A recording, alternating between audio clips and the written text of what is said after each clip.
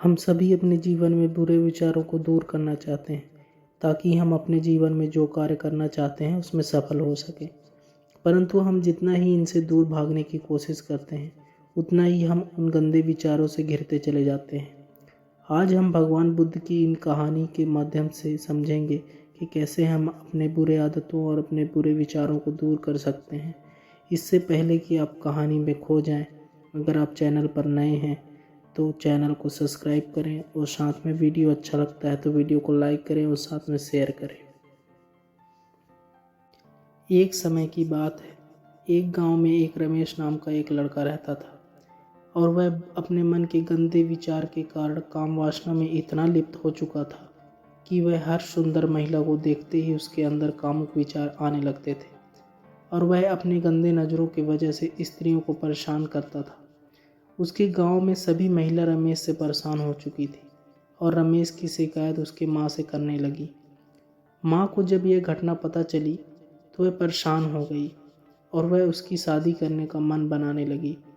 रमेश काम वासना में इतना फंस चुका था कि उसे अब यह डर लगने लग गया था कि इस गंदे आदतों की वजह से वह कहीं पिता नहीं बन पाएगा और वह यह काम वासना के विचारों को निकालना चाहता था, पर वह हर बार असफल हो जाता था। एक बार की बात है, उसकी माँ वन से लकड़ी काट कर आ रही थी और वहीं बहुत ज़्यादा वो थक चुकी थी, जिससे वह प्यास से तड़पने लगी। रास्ते में ही एक बहुत सुंदर स्त्री मटके में पानी ले जाते हुए उसकी माँ से मिली, जिसकी वजह से उसकी प्यास बुझी। उस सुंदर महिला को देखने के बाद रमेश की माँ को उस स्त्री से अपने पुत्र रमेश के विवाह के बारे में विचार करने लगी। घर जाने के बाद उसकी माँ ने विचार बनाया कि वह उस स्त्री के गांव जाएगी और विवाह की चर्चा करेगी। अगले ही दिन रमेश की माँ अपने बेटे की रिश्ता लेकर उस स्त्री के गांव पहुंचती है और उस स्त्री के घर जाकर उसके परिवार से रिश्ते की बात करती है और रिश्ता तय हो जाता है और जल्द ही रमेश की शादी उस सुंदर स्त्री से हो जाती है। शादी के बाद भी रमेश अपने आदतों और विचारों से पीछा नहीं छोड़ पाता है और उसको छोड़ पाने में असमर्थ हो जाता है, जिससे पिता न बनने के डर से वह अपने स्वास्थ्य को और बिगाड़ लेता है और शादी के 1 साल बाद भी उनकी कोई संतान नहीं जन्म लेती। इससे उसकी माँ को अत्यधिक परेशानी होने लग जाती है। इससे उसकी माँ को उस स्त्री के अंदर समस्या का संदेह होने लगता है और वह वैद्य और बाबाओं से मिलने लगती है, जिससे हर जगह से उस स्त्री में कमी नहीं का ज्ञान मिलता है और उसके पुत्र में ही कमी होने का ज्ञान मिलता है, जिससे उसकी माँ चिढ़ जाती है और अपने बेटे की कमी को ना पूरा करने और उसे वैद्य के पास ना ले जाने का बहाना करती रहती है। उसे रमेश में कोई भी कमी नज़र नहीं आती है। जब उसकी माँ अत्यधिक परेशान हो जाती है तब वह अपनी बहू को भगवान बुद्ध के पास लेकर जाती है और यह बोलती है कि प्रभु, मेरी बहू से संतान की प्राप्ति नहीं हो पा रही है, इसकी समस्या का समाधान बताएं। भगवान बुद्ध बड़े ही सहजता से स्त्री को देखते हैं और समझ जाते हैं कि स्त्री में कोई समस्या नहीं है और बोलते हैं कि माता, आप अपने पुत्र को लेकर आइए, फिर मैं इस स्त्री की समस्या का समाधान करूंगा।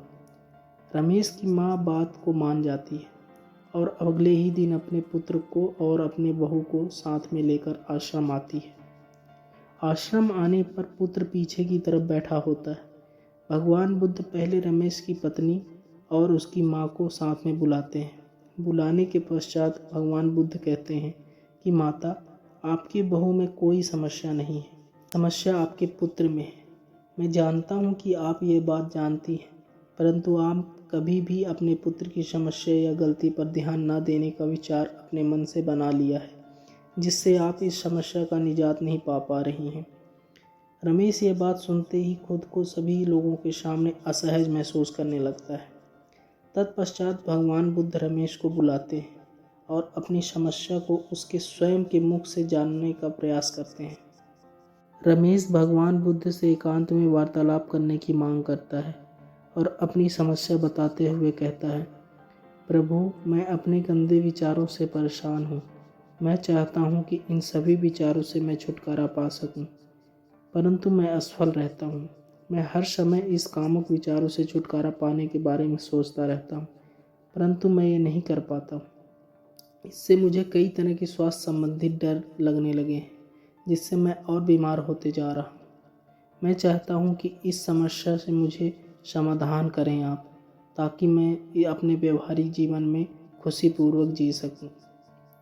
भगवान बुद्ध कहते हैं, पुत्र, अपने विचारों को शुद्ध करने का एक ही तरीका है कि आप अपने मन में नए अच्छे विचारों को पैदा करो, क्योंकि जो विचार तुम्हारे मन में जा चुके हैं उन्हें निकाला नहीं जा सकता है, उन्हें निकाल पाना संभव नहीं है।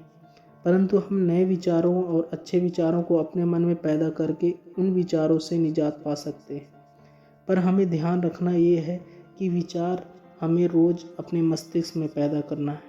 साथ ही इस कार्य को समय लगता है, तो हमें धैर्य भी रखना होगा, क्योंकि जो कामुक विचार तुमने अपने मन में रखा है वो एक दिन में पैदा नहीं हुआ है, वह कई वर्षों में हुआ है, वह तुम्हारे मस्तिष्क में कई वर्षों से स्थित है।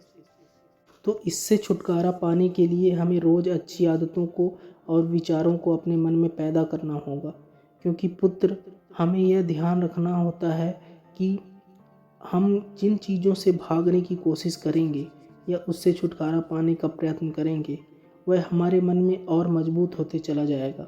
जब जब तुमने कामुक विचारों को छोड़ने के बारे में सोचा है, तब तब तुमने उस कामुक विचारों को अपने मन में दोहराया लिया है। और जब जब हम किसी भी विचारों का दोहराव करने लग जाते हैं, चाहे वो अच्छे विचार हों चाहे बुरे विचार हों, उसी हिसाब से वह हमारे जीवन में प्रभाव छोड़ने लग जाता है। इसलिए अगर हम रोज़ अच्छे विचारों के बारे में सोचें या सुनें या अच्छे विचार देखें, तो हमारा मन उसी तरह से कार्य करने लग जाता है। धीरे धीरे हमारा जीवन उन विचारों के अनुसार बदलने लग जाता है। इस कहानी के जैसे ही हम सभी अपने बुरे विचारों को अपने जीवन से दूर करना चाहते हैं, परंतु यह नहीं हो पाता है। इसका मुख्य कारण यह है कि हम उस विचार से दूर भागने का प्रयास करते हैं, जबकि हमें इन विचारों से भागना नहीं, बल्कि अच्छे विचारों को अपने जीवन में डेवलप करना होता है। बुरे विचार खुद ब खुद दूर हो जाएंगे। यही एकमात्र तरीका है अपने विचारों को शुद्ध करने का, ताकि हम अपने जीवन में सुखपूर्वक जी सकें।